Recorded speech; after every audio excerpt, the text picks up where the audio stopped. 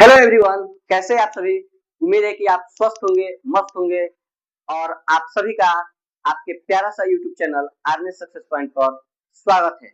जैसा कि आप सभी को मालूम है कि आपके इस चैनल पर बिहार बोर्ड मैट्रिक का जो एग्जाम देने वाले विद्यार्थी है उनके लिए महत्वपूर्ण प्रश्नों को बताया जाता है। और इस श्रृंखला में पीछे भी 3 वीडियो दिया जा चुका है और ये चौथी वीडियो जिसमें काफी महत्वपूर्ण प्रश्नों को बताया जाएगा जो डायरेक्ट आपके बिहार बोर्ड एग्जाम से रिलेटेड होगा। तो आइए देखते हैं आज का हमारा पहला प्रश्न। आज का मेरा पहला क्वेश्चन है, निम्न में कौन नवीकरणीय ऊर्जा का स्रोत है। अब देखिए यहाँ पर अगर आप इस प्रश्न को काफी अच्छे ढंग से देख रहे हैं तो गारंटी है कि 2026 में यदि आप मैट्रिक का एग्जाम देने जा रहे हैं तो इससे रिलेटेड एक या 2 क्वेश्चन आपके पेपर में जरूर दिखेगा। देखिए यहाँ पर नवीकरणीय ऊर्जा स्रोत ऑप्शन है कोयला, पेट्रोलियम, सौर ऊर्जा या इनमें से सभी। तो नवीकरणीय ऊर्जा स्रोत होगा, इसका आंसर क्या हो जाएगा, सौर ऊर्जा। सौर ऊर्जा यानी जो सूर्य से ऊर्जा हमको मिलता है उसको हम कहते हैं सौर ऊर्जा। अब देखिए यह जो नवीकरणीय ऊर्जा है, नवीकरणीय इसका मतलब हो गया कि अगर कोई भी ऊर्जा का वैसा स्रोत है जिसको हम चाहे यांत्रिक प्रक्रिया हो, चाहे भौतिक प्रक्रिया हो या रासायनिक प्रक्रिया हो, किसी भी प्रक्रिया के द्वारा उसको हम बार बार अपने उपयोग में ला सके तो उस प्रकार के ऊर्जा के स्रोत को हम कहते हैं नवीकरणीय ऊर्जा स्रोत। तो इसके अंदर कौन आता है, सौर ऊर्जा। यानी सौर ऊर्जा हमारा क्या है, नवीकरणीय ऊर्जा का एक स्रोत है। अब देखिए इसके अंतर्गत और क्या क्या चीज आता है। इसके अंतर्गत आ जाएगा जल विद्युत,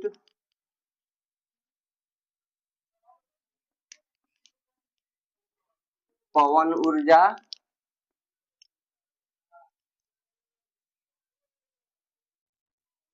यह जल विद्युत, पवन ऊर्जा, सौर ऊर्जा, यह सभी इत्यादि और भी इसमें होते हैं। ये सभी क्या चीज हो जाएंगे, नवीकरणीय ऊर्जा स्रोत के उदाहरण हो जाएंगे। अब देखिए यहाँ पर जो बच गया कोयला, पेट्रोलियम, यह है अनवीकरणीय, यह है अनवीकरणीय, अनवीकरणीय। तो देखिए यहाँ से एक क्वेश्चन हो गया कि नवीकरणीय ऊर्जा का स्रोत इसमें कौन हो जाएगा, सौर ऊर्जा। यानी जो सूर्य से प्राप्त ऊर्जा होती है उसको हम कहते हैं सौर ऊर्जा। और इस सब केवल जल या जल विद्युत, पवन ऊर्जा इत्यादि यह सभी क्या है, यह नवीकरणीय ऊर्जा। अब देखिए यहाँ पर जो यह कोयला, यह कोयला जो है ये क्या है, अनवीकरणीय है। पेट्रोलियम, पेट्रोलियम कहने का अर्थ गया कि इसके अंदर आ जाएगा पेट्रोल, डीजल, केरोसिन तेल, स्नेहक पदार्थ, जितना चीज आता है वो सभी क्या चीज में आता है, पेट्रोलियम। और इसी में एक जीवाश्म ईंधन, जीवाश्म ईंधन, यह सभी क्या हो जाएगा, अनवीकरणीय ऊर्जा स्रोत हो जाएगा। उम्मीद है कि आप सभी को यह बात समझ में आ गया होगा। आइए देखते हैं अगला क्वेश्चन, क्वेश्चन नंबर 2। हम लोग का दूसरा क्वेश्चन है, कोयला किस प्रकार का संसाधन है। यदि आप पिछले क्वेश्चन को आप अच्छा तरीका से देखे होंगे तो आपको मालूम चल गया होगा कि इसका आंसर क्या होगा। देखिए यहाँ पर ऑप्शन क्या दिया है, नवीकरणीय, अनवीकरणीय, पुनः पूर्ति योग्य कि इनमें से कोई नहीं। तो देखिए इसका आंसर क्या हो जाएगा, यह जो कोयला है यह अनवीकरणीय ऊर्जा है। यानी यहाँ पे किस प्रकार का संसाधन है, तो अनवीकरणीय संसाधन है। क्या चीज, कोयला। अब देखिए यहाँ पर नवीकरणीय, अभी हम लोग पढ़े हैं कि नवीकरणीय क्या हो गया कि कोई भी वस्तु को जब हम बार बार उपयोग में ला सकते हैं, चाहे यांत्रिक प्रक्रिया हो, भौतिक प्रक्रिया हो या रासायनिक प्रक्रिया हो, आप किसी भी प्रक्रिया के द्वारा एक वस्तु का उपयोग आप बार बार कर रहे हैं तो वह हो गया नवीकरणीय। इसके अंतर्गत क्या आ जाएगा, सौर ऊर्जा आ जाएगा, पवन ऊर्जा आ जाएगा, पवन ऊर्जा आ जाएगा, उसके बाद क्या चीज आ जाएगा, जल आ जाएगा, जल विद्युत आ जाएगा इत्यादि इसके अंतर्गत आ जाता है। अब अनवीकरणीय क्या आ जाएगा, कोयला हो गया, पेट्रोलियम हो गया, जीवाश्म ईंधन हो गया, यह सभी किसके उदाहरण है, अनवीकरणीय के। अब एक और देखिए आप लोग ऑप्शन में देखिए, यहाँ पर लिखा है नवीकरणीय और यहाँ पर लिखा है पुनः पूर्ति जो, यानी उसको हम पुनः प्राप्त कर सकते हैं। तो यह नवीकरणीय और पुनः पूर्ति जो का अर्थ एक ही हुआ। यदि इसमें से पूछ दे कि बताइए कि यहाँ पर जो आपके अभी बोर्ड पर जो दिखाई दे रहा है इसमें पुनः पूर्ति जो कौन कौन है, तो यह जितना संसाधन है यह सभी पुनः पूर्ति योग है। तो इस प्रकार आप कंफ्यूज नहीं होइएगा, परीक्षा में यह नवीकरणीय पूछ रहा है या पुनः पूर्ति योग पूछ रहा है तो उसका आंसर यह हो जाएगा। और अनवीकरणीय पूछ रहा है तब कोयला हो जाएगा या फिर अभी बताया क्या चीज पेट्रोलियम पदार्थ हो जाएगा, उसके बाद जीवाश्म ईंधन हो जाएगा, यह सभी क्या जाएगा अनवीकरणीय ऊर्जा। आइए देखते हैं, चलिए क्वेश्चन नंबर 3, यह हमारा क्वेश्चन है विश्व पर्यावरण दिवस कब मनाया जाता है। आज देखिए विश्व पर्यावरण दिवस कब मनाया जाता है, यह एकदम साफ VVI है आप लोगों के लिए। इस 2026 में जितने भी बिहार बोर्ड के एग्जाम देने वाले हैं मैट्रिक क्लास के, उनके लिए यह क्वेश्चन बहुत ही महत्वपूर्ण है। ऑप्शन है 4 जून, 5 जून, 4 जुलाई या 5 जुलाई। तो इसका आंसर होगा 5 जून। अब यह विश्व पर्यावरण दिवस यह 5 जून को मनाया जाता है और यह प्रत्येक साल यानी प्रति वर्ष 5 जून को विश्व पर्यावरण दिवस मनाया जाता है। और इस पर्यावरण को लेकर क्या है कि ग्लोबल वार्मिंग जो होता है उसी को लेकर एक बार सम्मेलन हुआ, विश्व शिखर सम्मेलन, विश्व शिखर सम्मेलन।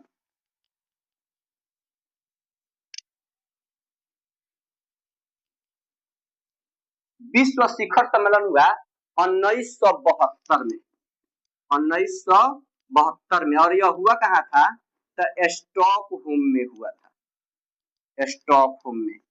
और देखिए विश्व शिखर सम्मेलन कब हुआ 1972 में और जगह था स्टॉकहोम। और इसी शिखर सम्मेलन में यह निर्णय लिया गया कि पर्यावरण के संरक्षण के लिए हम लोग प्रत्येक साल 5 जून को क्या मनाएंगे, विश्व पर्यावरण दिवस मनाएंगे। अब देखिए बिहार बोर्ड इससे बाहर नहीं जाएगा, उसको मालूम है कि हाँ हम बच्चे को सिलेबस क्या दिए हैं और क्या पूछना है। तो यहाँ पर एक और क्वेश्चन क्या बन जाएगा कि विश्व शिखर सम्मेलन कब हुआ था, तब 1972 में। उसके बाद अगर पूछ दे विश्व शिखर सम्मेलन कहाँ हुआ था, तो स्टॉकहोम में।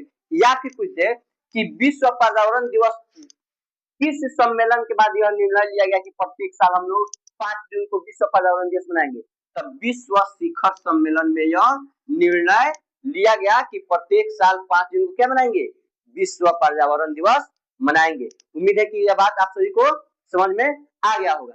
आइए देखते हैं क्वेश्चन नंबर 4। चलिए क्वेश्चन नंबर 4 देखिए, हमारे पास पेट भरने के लिए बहुत कुछ है लेकिन पेटी भरने के लिए नहीं। देखिए हम लोग अपना पेट भर सकते हैं, आज खाएंगे चावल खाएंगे, दाल खाएंगे, उसके बाद सब्जी खाएंगे, भुजिया खाएंगे और क्या खाएंगे, चोखा, चोखा खाएंगे। अगर यह क्वेश्चन आपने अच्छा से नहीं देखा तो बिहार बोर्ड के मैट्रिक एग्जाम में आपके साथ हो जाएगा धोखा। तो पेट तो भर लेंगे लेकिन क्वेश्चन छूट जाएगा। तो यहाँ पे देखिए कह रहा है हमारे पास पेट भरने के लिए बहुत कुछ है, हम लोग बहुत कुछ खाकर अपने पेट को भर सकते हैं लेकिन पेटी को नहीं भर सकते हैं। और यह कथन किसका है, यह क्वेश्चन समझ जाइए कि बिहार बोर्ड में, यह बोर्ड पर आप लोगों को जितना दिखाई दे रहा है यहाँ से लेकर और यहाँ तक और इसके अंदर जो आज हम आपको देने वाले हैं, एकदम साफ इस बात को लिख कर रख लीजिए या इसका स्क्रीनशॉट करके रख लीजिए। 2026 के एग्जाम में इसमें से क्वेश्चन रहेगा तो रहेगा। और फिर जब एग्जाम बीतेगा तब हम आप लोगों से बात करेंगे कि देखिए मैंने यह बोला था और यहाँ से मेरे बोर्ड से बिहार बोर्ड में क्वेश्चन आया है। हमारे पास पेट भरने के लिए बहुत कुछ है लेकिन पेटी भरने के लिए नहीं। यह किसका कथन है, ऑप्शन है महात्मा गांधी, पंडित जवाहरलाल नेहरू, मेधा पाटकर और सुंदरलाल बहुगुणा। अब देखिए यह कहे थे हमारे महात्मा गांधी। अब यहाँ पर पंडित जवाहरलाल नेहरू है, मेधा पाटकर है और सुंदरलाल बहुगुणा।